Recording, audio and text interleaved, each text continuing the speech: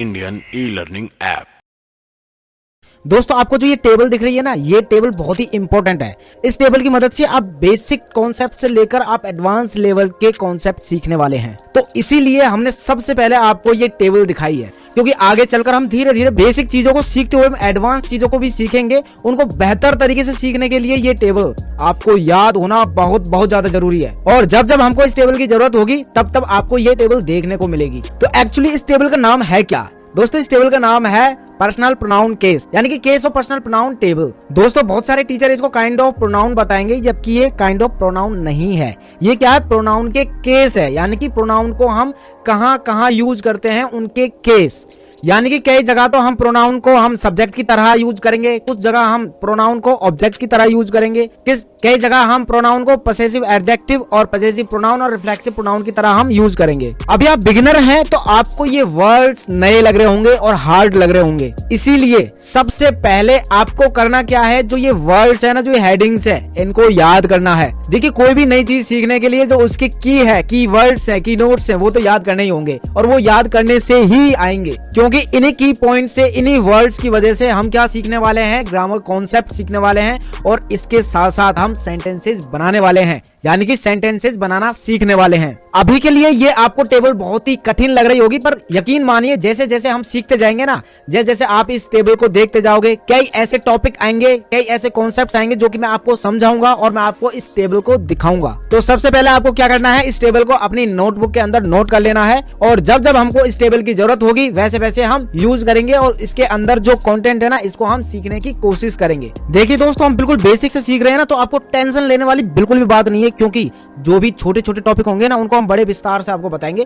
थोड़ा सा टाइम ज्यादा लगेगा, वीडियो कभी कभी लंबी हो जाएगी, बट बुरा मानने वाली कोई बात नहीं है, क्योंकि यहाँ पर सीखने की बात है। और जो बेसिक कॉन्सेप्ट्स है ना, इनके ऊपर जितना हम फोकस करेंगे, जितना इनको हम सीखने का प्रयास करेंगे, इनकी प्रैक्टिस करेंगे, तो आगे की जर्नी हमारी बहुत आसान होने वाली है। और एक चीज, दो चीजें याद करने की है, वो याद करने से ही याद होंगी। देखिए इस लेसन के बाद आपको ये टॉपिक समझ में आ जाएंगे, ये वर्ड्स आपको ऐसे लगेंगे जैसे कि मुझे याद हो गए हैं, बट ऐसा नहीं होता है। आप कुछ समय बाद इनको भूल जाओगे, तो इसलिए इनको रिवीजन करना बिल्कुल नहीं भूलना है। ओके, तो चलिए शुरू करते हैं। देखिए सबसे पहला जो वर्ड आपको दिख रहा है वो क्या है? पर्सन। पर्सन का मतलब क्या होता है? कोई व्यक्ति।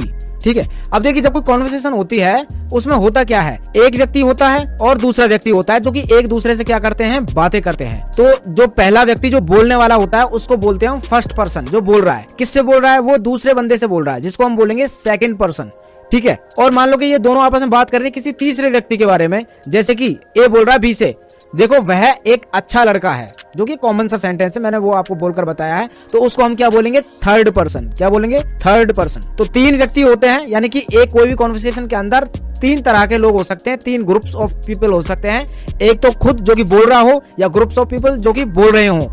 एक सुनने वाले जिनको वो बोल रहे हैं ना, वो सेकंड, यानी कि सेकंड पर्सन। और जिसके बारे में बात की जा रही है, जैसे कि टी के बारे में बात की जा रही है कि वह बहुत जल्द डॉक्टर बनने वाला है, तो वह के बारे में बात की जा रही है ना, तो ये वह क्या है? Third person. तो अब आपको पता चल गए होंगे कि भाई फर्स्ट पर्सन क्या है, सेकंड पर्सन क्या है, थर्ड पर्सन क्या है।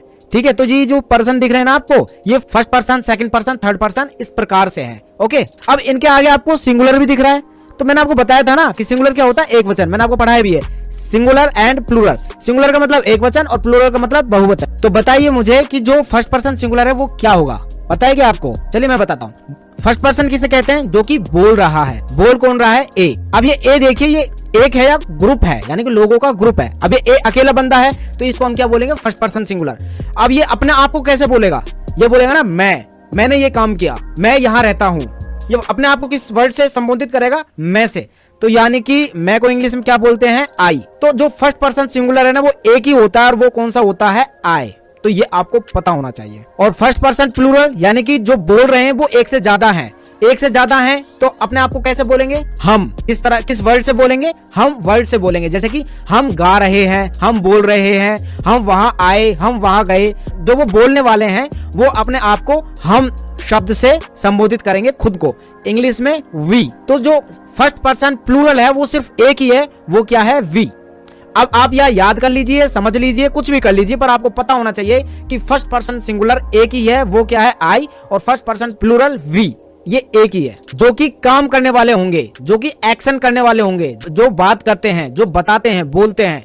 ठीक है, वो या तो अकेला होगा आई या एक से ज्यादा होंगे वी। और इसको हम क्या बोलेंगे, नॉमिनेटिव केस। इसको हम क्या बोलेंगे, नॉमिनेटिव केस, यानी कि सब्जेक्ट, यानी कि कब प्रोनाउन सब्जेक्ट बन जाता है। अब ये आई क्या है, प्रोनाउन है। अब प्रोनाउन है और ये प्रोनाउन के साथ साथ क्या है, सब्जेक्ट है, यानी कि प्रोनाउन का वह केस जो कि सब्जेक्ट बन जाता है। वो कौन कौन से, आई और वी। ध्यान से सुनना, अब मैं आपको बहुत खास चीज बताने वाला हूं। I, we, you, he, she, they, it, जो ये वर्ड्स आपको दिख रहे हैं ना, ये हमेशा क्या रहेंगे, सब्जेक्ट। यानी कि देखो, कोई भी सेंटेंस जो स्टार्ट होता है ना, वो अधिकतर किससे स्टार्ट होता है, सब्जेक्ट से स्टार्ट होता है। सब्जेक्ट कौन होता है, सब्जेक्ट जो काम करता है या जिसके बारे में बात की जाती है, जैसे कि आपको लास्ट वीडियो में बताया गया था। तो जब बात आ जाए प्रोनाउन की, तो उसमें क्या, I, we, you, he, she, it, they, ठीक है, ये क्या हो जाएंगे, सब्जेक्ट की तरह काम करने वाले हैं। और जो अधिकतर सेंटेंस की स्टार्टिंग होती है वो किसी ना किसी नाम से होती है, या नाम ना हो तो किसी प्रोनाउन से होती है। तो वो प्रोनाउन क्या है, ये सब्जेक्ट। बस यही आगे आएंगे। देखो,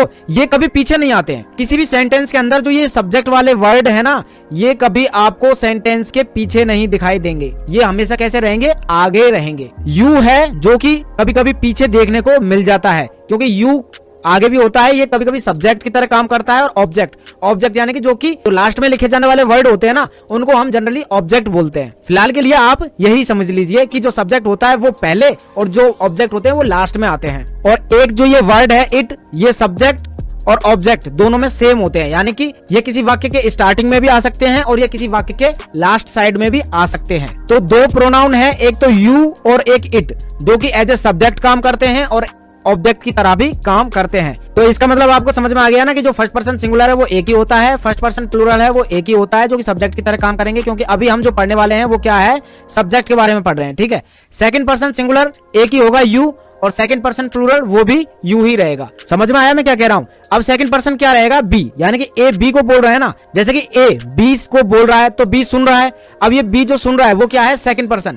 तो ए बी से कैसे बोलेगा, आप रहने दीजिए, आप खाना खा लीजिए, आप सो जाइए, आप इधर आ जाइए, आप, यानी कि यू। इंग्लिश में क्या बोलेंगे, यू। अब ये आप एक हो चाहे एक से ज्यादा हो, यानी कि सामने बी एक हो या इसके साथ सी डी एक से ज्यादा व्यक्ति हो, उन सभी को भी हम आप ही बोलेंगे। चाहे एक व्यक्ति हो उसको भी हम आप ही बोलते हैं। जैसे आपने कई बार देखा होगा ना, अब जैसे मैं आपसे बोल रहा हूं, आप एक ही हो, फिर भी मैं आपसे क्या कह रहा हूं, आप बोल रहा हूं। अब चाहे आपकी जगह 10 स्टूडेंट और भी बैठे हों, फिर भी मैं उनको किसी और वर्ड से थोड़ी ना संबोधित करूंगा, मैं किससे संबोधित करूंगा, आपसे ही। तो ये क्या है, सिंगुलर के केस में भी और प्लूरल के केस में भी क्या, यू ही रहता है। इंग्लिश में, हिंदी में आप, इंग्लिश में यू। अगर खुद यानी कि स्वयं, अगर एक है तो आई, अगर एक से ज्यादा है तो वी, अगर दूसरा वाला बंदा है जिससे हम बात कर रहे हैं अगर वो एक है तो भी यू, एक से ज्यादा है तो भी यू। अब बात करते हैं हम थर्ड पर्सन, यानी कि जिसके बारे में हम बात कर रहे हैं। मान लो अगर कोई एक व्यक्ति खड़ा हो, कोई तीसरा व्यक्ति खड़ा हो जो कि ये थर्ड पर्सन है, और इसके बारे में ए और बी बात कर रहे हैं, तो ये किस वर्ड से संबोधित करेंगे इस थर्ड पर्सन को, जिसको हम जानते भी नहीं है। वो क्या कहेगा, जैसे मान लो ए है,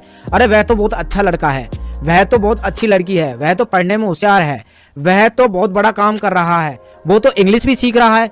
तो कौन सा एक वर्ड है जिससे वो संबोधित कर रहे हैं, वह। उसके नाम से भी कर सकते हैं कि जो इसका नाम हो, पर नाम की जगह एक वर्ड को यूज कर रहे हैं, वो क्या है, वह। देखिए हिंदी में तो वह ही होता है, पर इंग्लिश में हम जो अगर मेल है, यानी कि जो थर्ड पर्सन अगर पुरुष है, तो इसके लिए हम क्या यूज करेंगे, ही। अगर ये थर्ड पर्सन कोई लड़की है, फीमेल है, तो हम इसके लिए हम क्या यूज करेंगे, शी। जैसे कि ए बोल रहा है कि वह खड़ा है, तो अब इससे पता चल रहा है ना कि वह खड़ा है मतलब व्यक्ति है, तो हम कौन सा वर्ड यूज करेंगे, ही, वह की जगह ही। वह की जगह क्या यूज करेंगे हम इंग्लिश में, ही। अगर वह खड़ी है तो हम क्या यूज करेंगे, शी इंग्लिश में। हिंदी में तो हम वह ही यूज करते हैं, पर इंग्लिश में हम शी का यूज करेंगे। जो थर्ड पर्सन सिंगुलर होता है ना, तो उसमें हमको यह भी देखना होता है कि वो मेल है या फीमेल। अगर थर्ड पर्सन सिंगुलर मेल है तो ही, अगर फीमेल है तो शी। अब बात करते हैं हम थर्ड पर्सन प्लूरल की। थर्ड पर्सन तो मतलब वही हो गया तीसरा, यानी कि दो जने बात कर रहे हैं किसी तीसरे के बारे में। अब वो तीसरा सिंगुलर था जब तो ही या शी आएगा, अगर मेल है तो ही, अगर फीमेल है तो शी। अगर मान लो वो एक से ज्यादा हो, यानी कि प्लूरल हो, यानी कि मान लो ए और बी बात कर रहे हैं किसी एक गुट की, यानी कि कुछ 4-5 व्यक्ति एक साथ खड़े हैं, तो जो खड़े हैं तो उनके बारे में कैसे बोलेंगे, वह खड़ा है, नहीं, वे खड़े हैं। किस वर्ड का यूज करेंगे, वे खड़े हैं, वे खेल रहे हैं, वे इधर आ रहे हैं। यानी कि हम किसी तीसरे गुट की बात कर रहे हैं, यानी कि कुछ ग्रुप की बात कर रहे हैं, ग्रुप ऑफ पीपल की बात कर रहे हैं, वे उधर जा रहे हैं, वे।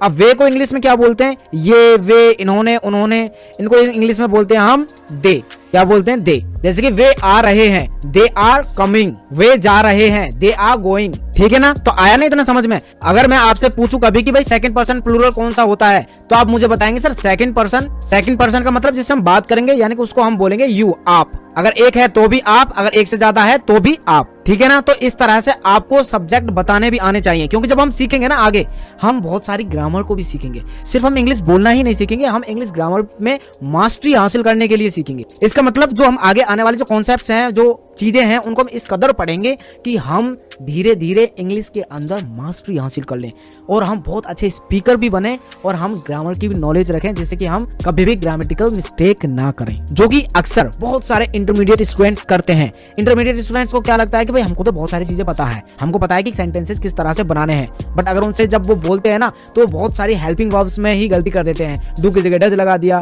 कभी सिंगुलर प्लूरल में गलती कर देते हैं।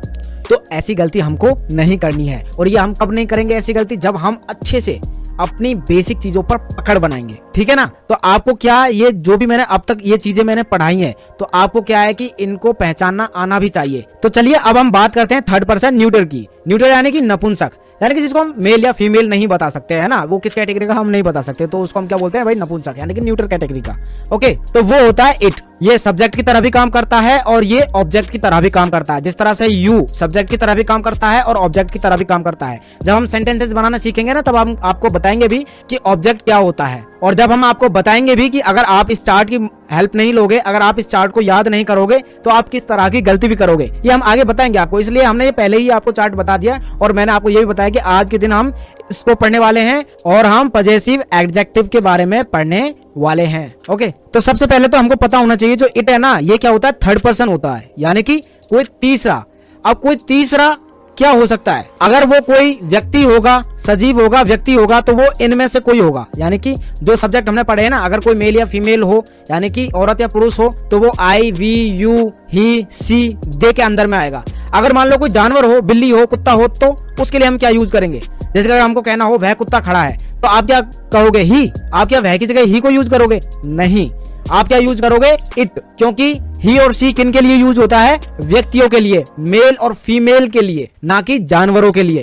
जानवरों के लिए अलग से वर्ड है इट, और जानवरों के साथ साथ और जितनी भी निर्जीव वस्तुएं हैं, कौन सी, निर्जीव वस्तुएं, इसको आप चाहे लिख लीजिए, निर्जीव वस्तुएं, उनके लिए हम क्या यूज करेंगे, इट। जैसे कि वह टेबल है, और इट का जो अधिकतर हम यूज करते हैं वो यह की जगह करते हैं, यह की जगह। जैसे कि यह टेबल है तो इट इज ए टेबल, यह चेयर है, इट इज ए चेयर, यह पेन है, इट इज ए पेन। वह को हम दैट भी बोलते हैं, क्या बोलते हैं हम, दैट। तो अगर वह पेन है तो दैट इज ए पेन, वह पंखा है, दैट इज ए फैन, वह अलमीरा है, दैट इज ए अलमीरा। तो इसका मतलब जो अधिकतर हम यूज करते हैं ना यह का, वो इट वर्ड से करते हैं, और वह का यूज करते हैं हम दैट से। ओके, तो ये चीज समझने वाली है। जो इट का जो यूज होता है वो निर्जीव वस्तुओं के लिए और जानवरों के लिए यूज होता है, ठीक है। और जो इंसान होते हैं, इंसान के लिए जो ये बताए हैं हमने, ये यूज होते हैं। तो आशा है आपको पता चल गया होगा कि फर्स्ट पर्सन क्या होता है, यानी कि जो बात करता है फर्स्ट पर्सन सिंगुलर क्या होता है, फर्स्ट पर्सन प्लूरल क्या होता है, सेकंड पर्सन क्या होता है, और सेकंड पर्सन सिंगुलर और सेकंड पर्सन प्लूरल क्या होता है, थर्ड पर्सन के अंदर कौन से लोग आते हैं, और थर्ड पर्सन सिंगुलर के अंदर कौन से आएंगे, थर्ड पर्सन प्लूरल के अंदर कौन से आएंगे। ये हमारे थर्ड पर्सन प्लूरल हो गया, ये सिंगुलर हो गए, ठीक है।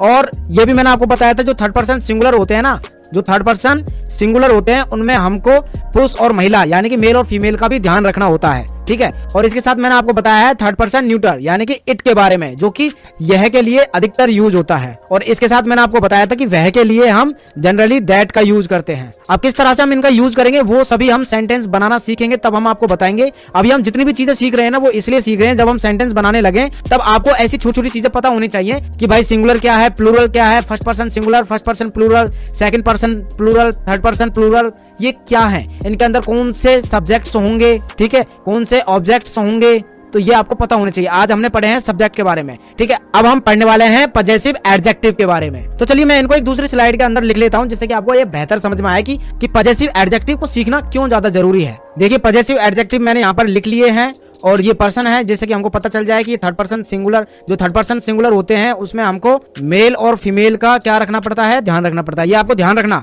ये मतलब छोटी छोटी चीजें हैं, हमको सिर्फ थर्ड पर्सन की सिचुएशन में ही हमको मेल और फीमेल की ध्यान रखनी पड़ती है, ठीक है, थर्ड पर्सन सिंगुलर के केस में। पजेसिव एडजेक्टिव, पजेसिव एडजेक्टिव होता क्या है? पजेसिव एडजेक्टिव एक्चुअली ऐसे वर्ड्स होते हैं जो कि प्रोनाउन की कैटेगरी में आते हैं, ठीक है।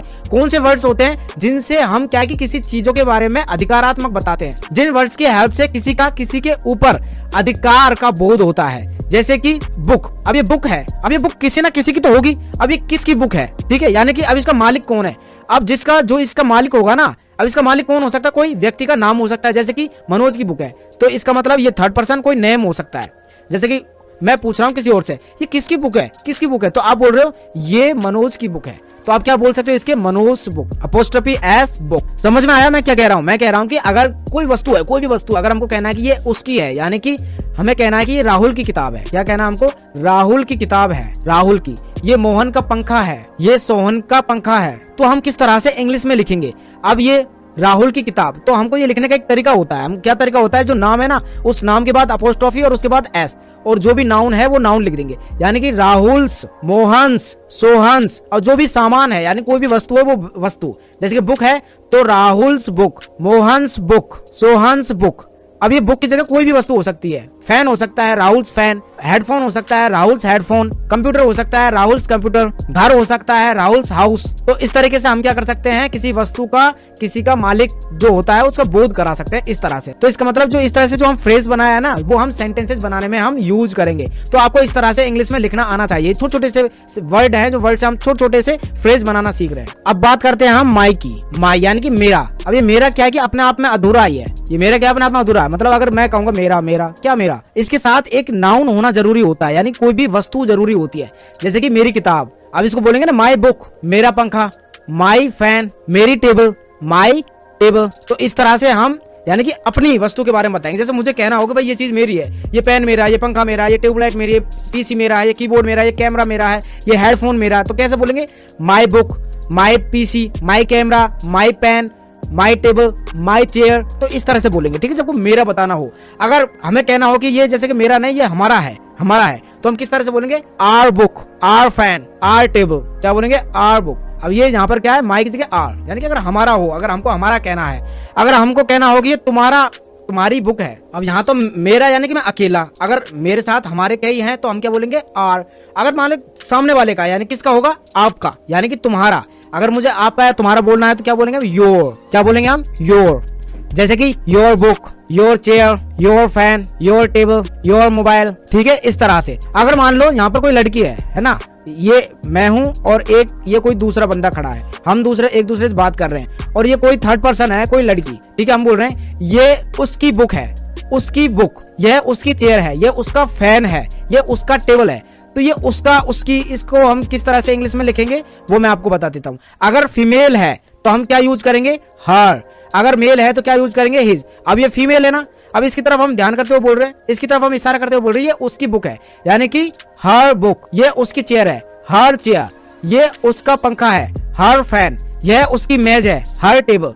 यानी कि अगर कोई थर्ड पर्सन अगर फीमेल है, क्या है? थर्ड पर्सन फीमेल है, तो हम हर का यूज करेंगे। अगर वो थर्ड पर्सन मेल होता तो, अगर क्या होता? वो मेल होता। ये क्या है? मेल है भाई, कोई पुरुष है, पुरुष है तो हम क्या यूज करेंगे? इसकी जगह, हर की जगह हम यूज करेंगे हिज, जो कि मेल के लिए यूज होता है। अब हमें अगर कहना हो कि यह उसकी किताब है, यानी कि his book, his chair, his fan, his table, his mobile. अब ये बुक की जगह यहाँ पर आप कुछ भी लिख सकते हैं। क्या लिख सकते हैं? कुछ भी। अब जैसे कि मान लो कोई जानवर है, अगर उस जानवर का कोई सामान है तो हम ऐसा थोड़ी बोलेंगे कि हिज या हर, है ना। अगर मान ले कि वो कुत्ता है तो ऐसा थोड़ी बोलेंगे हिज।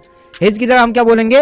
इट्स। जो जानवर होते हैं हम क्या उनका यूज करेंगे? इट्स। मान लो कि जैसे अब कुत्ते की बुक तो हो नहीं सकती पर चेयर हो सकती है, तो यानी कि इट्स चेयर। अब कुत्ते का पंखा भी हो सकता है, इट्स फैन, यानी कि जैसे मान लो कुत्ते के लिए स्पेशल पंखा लगा दिया तो इट्स फैन। It's table. अब कुत्ते का मोबाइल नहीं हो सकता, कुत्ते का पट्टा होता है। मान लो कि ये डॉग है और हम बोल रहे हैं कि ये उसका पट्टा, तो उसका पट्टा। अब ये इसकी जगह हम हिज और हर तो यूज करेंगे नहीं, क्या यूज करेंगे? It's collar. तो इस तरह से हम क्या करेंगे? छोटे छोटे फ्रेजेस बनाएंगे जो कि सब्जेक्ट की तरह काम करेंगे। जब हम सेंटेंसेस बनाएंगे ना ना, तब हम इस तरह से हमको सब्जेक्ट्स की जरूरत होगी और इस तरह से एक्चुअली हम बोलते हैं कि ये उसका पट्टा है, तो इस तरह से हम बोलते रहते हैं। तो इनकी हमको ये छोटे छोटे से जो फ्रेजेज हैं इनकी इंग्लिश आनी जरूरी होती है। दोस्तों जो ये माई वर्ड है ना, इससे और भी बहुत सारे फ्रेजेज बनाए जा सकते हैं, छोटे छोटे से फ्रेज जो कि हमको एज ए सब्जेक्ट काम आएंगे। जैसे कि माई मदर्स, यानी जो रिलेशंस है ना उनको हम यहाँ पर बता सकते हैं। जैसे कि माई और जितने भी रिलेशन नेम है, रिलेशन नेम जोड़ सकते हैं। आपने पढ़ा भी होगा ना रिलेशन नेम, जैसे कि father mother sister brother uncle aunty, ये सब क्या हमारे रिलेशन नेम है। जैसे कि अब माई के साथ जोड़ सकते हैं my father my mother my brother my sister my uncle my aunty. तो इस तरह से हम ढेर सारे छोटे छोटे फ्रेजेस बना सकते हैं। माई से ही नहीं, ये जितने भी है ना, my, our, your, his, her, their, its, और इसके साथ साथ कोई भी नेम है ना, जैसे कि नेम अपोस्ट्रोफी, इन सभी के साथ हम क्या कर सकते हैं, इन सभी के साथ हम रिलेशन लगा सकते हैं। ये अब जैसे कि मेरा, अब हमको कहना हो कि हमारे अंकल, तो हम क्या बोल सकते हैं, आर अंकल। आपके चाचा योर अंकल, उसके चाचा हिज अंकल, उसके चाचा हर अंकल। ये हिज अगर बॉय है और उसकी तरफ हम कह रहे हैं हम हिज अंकल, उसके चाचा। अगर ये गर्ल होती तो हर अंकल, उनके चाचा डियर अंकल, उसके चाचा। अब ये उसके यानी कोई जानवर होता है तो उसके रिलेशन नहीं हो सकते, उसके फादर मदर ब्रदर सिस्टर हो सकते हैं, ठीक है। उनके जानवरों में क्या है, इतने सारे रिलेशन नहीं होते हैं कि चाचा मामा काका, ऐसे नहीं होते। उनके फादर मदर ब्रदर सिस्टर हम बोल सकते हैं। जैसे कि कुत्ते का पापा होता है ना, जैसे हम बोल सकते हैं उसके पिता, यानी कि it's father, it's mother, it's brother, it's sister, ठीक है। अब कोई नाम भी हो सकता है, जैसे कि राहुल्स फादर, तो ये क्या है, हम रिलेशन भी ऐड कर सकते हैं जो कि आपको याद करने हैं। आपको करना क्या है कि आपको इस तरह से आपको रिलेशन बोलने हैं, my father, your father, his father, her father, dear father, Rahul's father, Sohan's father. अब फादर हो गए, मदर पर आ जाओ, जैसे कि my mother, your mother, his mother, her mother, dear mother, और कोई भी नाम जैसे कि सोहन्स मदर, रोहन्स मदर। जितने भी रिलेशंस है ना, ये सभी रिलेशंस आपको हमारे जो वोकैब सेक्शन है ना वहां पर मिल जाएंगे। वहां पर पीडीएफ है और पीडीएफ के साथ साथ जो लर्निंग प्लेटफॉर्म है वहां पर प्रैक्टिस करने का भी ऑप्शन है, जहां पर उनके आप एग्जैक्ट प्रोनाउंसिएशन भी सीख सकते हैं। इसके साथ साथ आपको क्या करना है, उस पीडीएफ से आपको खुद से बोलना है, my father, your father, his sister, her sister. इस तरह से आपको बोलना है। मैं क्या बोल रहा हूँ, बोलना है, क्योंकि आपको स्पीकिंग सीखनी है तो बोलना आपको पड़ेगा। और जब तक बोलोगे नहीं ना, जब तक आप बोलना नहीं सीख पाओगे, क्योंकि जो हमारी जीभ है उसको भी इंग्लिश बोलने के लिए प्रिपेयर करना है, हमारा जो ब्रेन है उसको भी इंग्लिश बोलने के लिए प्रिपेयर करना है। और ये दोनों प्रिपेयर तभी होंगे, हमारी जीभ और हमारा दिमाग तभी प्रिपेयर होगा जब हम बोलेंगे। तो जब हम इस तरह से बोलेंगे, दो फायदे हो रहे हैं। एक तो हम जो ये वर्ड्स हैं इनको हम बोलकर ग्रामेटिकल करेक्ट कर रहे हैं, यानी कि हम फ्यूचर में इनकरेक्ट नहीं करेंगे, गलतियां नहीं करेंगे, आगे हम ठीक बोलेंगे। और इसके साथ साथ शुरुआत से हमारी जो इंग्लिश बोलने की स्किल है वो भी इंप्रूव होती जा रही है। धीरे धीरे हम एडवांस सेंटेंसेस सीखेंगे। पहले हम बेसिक सेंटेंसेस, फिर थोड़े से ठीक ठाक सेंटेंसेस, कंपाउंड सेंटेंसेस, फिर उसके बाद कंडीशनल सेंटेंसेस, बहुत अच्छे अच्छे सेंटेंसेस हम सीखने वाले हैं। तो दोस्तों आशा है कि आपको जो पूरा लेसन है वो बहुत अच्छे से समझ में आया होगा। देखिए वीडियो लंबी हो जाती है, और वीडियो लंबी हो जाने के कारण क्या है कि हम क्या बिल्कुल बेसिक से और जो चीजें है ना इनको बिल्कुल खोल कर आपको बता रहे हैं, जैसे कि आपको क्लास में ही पूरी चीजें याद हो जाए। जितने भी ये वर्ड्स है ना जो कि आपको सब्जेक्ट के अंदर हमने आपको बताए हैं, आज जो सब्जेक्ट की लिस्ट के अंदर बताए, ये वर्ड्स और इनके आपको हिंदी मतलब याद होने चाहिए। और इसके साथ साथ इनको बोलकर आपको क्या करना है, प्रैक्टिस करना है। और इसके साथ साथ जो पॉजेसिव एडजेक्टिव है, यानी कि जो माई, आर, यू आर और हिज, हर, ये हैं पॉजेसिव एडजेक्टिव है, इनके साथ साथ नाउन लगा कर प्रैक्टिस करनी है। नाउन यानी कि फिलहाल के लिए कोई वस्तु, जितनी भी वस्तु हैं जो कि आपके आसपास है, डोमेस्टिक आर्टिकल्स हैं और आपके जैसे कि वेजिटेबल नेम है, फ्रूट्स नेम है, वो सभी के सभी आप कवर कर सकते हैं। जैसे कि मेरा सेब, इसका सेब, उसका सेब, इसको इंग्लिश में बोलिए आप।